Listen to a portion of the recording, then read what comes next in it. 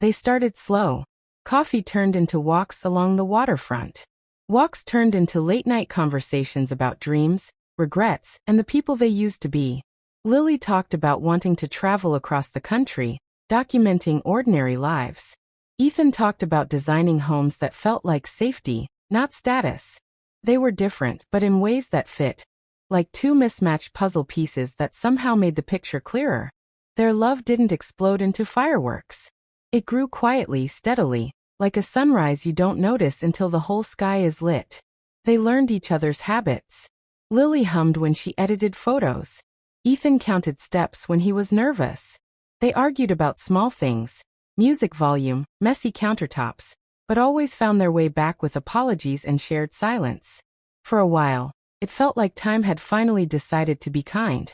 But life, as it often does, had its own schedule.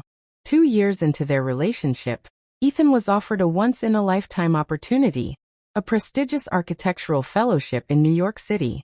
It was everything he'd worked for, everything he thought he wanted. New York meant growth, recognition, a future that made sense on paper. Lily tried to smile when he told her, but the smile didn't reach her eyes. Her work was rooted in the Pacific Northwest. Her clients, her inspiration, her sense of home, all of it lived there. They promised they would make it work. Long distance was temporary, they said. Love was strong, they said. Time was just time.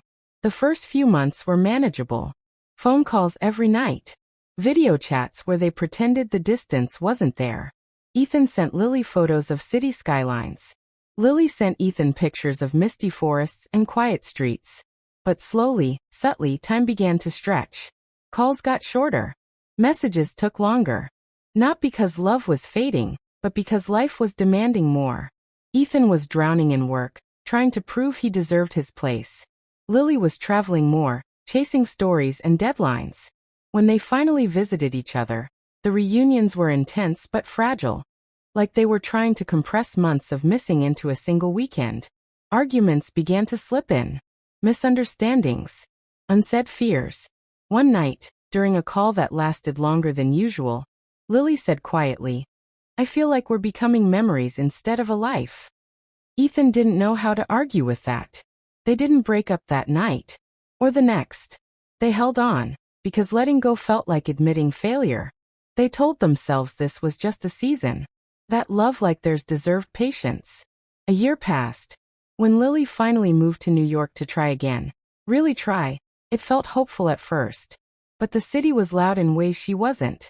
The pace swallowed her. Ethan was often working late. Lily felt invisible, trapped between the person she used to be and the life she was trying to fit into. They loved each other, but love began to feel heavy, like something they were carrying instead of sharing. The breakup wasn't dramatic. No yelling. No slam doors. Just tears, quiet apologies, and the painful understanding that sometimes love doesn't fail. Timing does. They promised to stay in touch. They promised forever. Even as they let each other go. Years passed. Ethan built a successful career. He designed buildings that won awards, homes that people admired. But every time someone asked him if he was married, there was a pause before his answer. Lily's photos gained recognition. She traveled across America, capturing stories of strangers, of fleeting moments. But sometimes late at night, she still opened old messages and wondered what might have been. They dated other people. Tried to move on. But something always felt unfinished. Almost forever has a way of haunting you. 10 years later, fate, cruel or kind, brought them back together at an art exhibit in Seattle.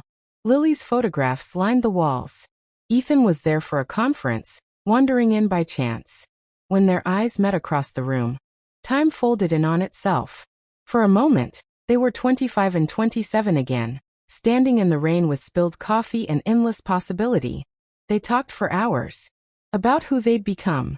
About who they'd lost. About the love they never quite stopped carrying. There was warmth, familiarity, and a quiet sadness for what time had taken. Ethan admitted he often wondered what life would have been like if he'd stayed.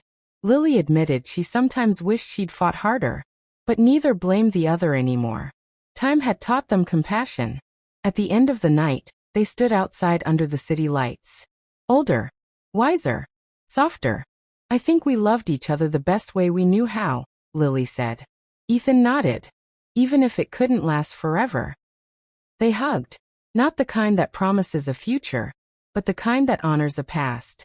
And then they walked in different directions, finally at peace. Because some loves aren't meant to be saved by time.